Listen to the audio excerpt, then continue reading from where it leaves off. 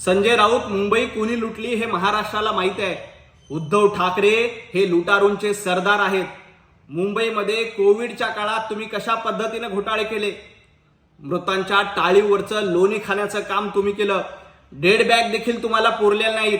एवढंच काय, कामगारांची खिचडी देखील चोरली. आणि त्याही पेक्षा गंभीर बाब म्हणजे मिठी नदीतला गाळ आणि त्याचं कमिशन देखील तुम्ही खाल्लंय. मातोश्री 2 कुणाच्या कमिशनवर उभं राहिली हे जरा उद्धव ठाकरे आणि संजय राऊत यांनी महाराष्ट्राला सांगून द्यावं. मुंबईतल्या ठेवी ह्या विकासासाठी आहेत आणि देवेंद्रजी फडणवीस यांच्या नेतृत्वात महाराष्ट्राचा आणि मुंबईचा विकास सुरू आहे. ज्या मुख्यमंत्री उद्धव ठाकरे यांच्या काळात 100 कोटींची वसुली सुरू होती, त्यांनी मुंबईतल्या घोटाळ्याबद्दल, ज्यांनी खिचडी खाल्ली त्यांनी घोटाळ्याबद्दल बोलू नये. हा मराठी माणूस भारतीय जनता पार्टी सोबत आहेत. तुमच्यासारख्या घोटाळेबाजांसोबत कधीच राहणार नाही.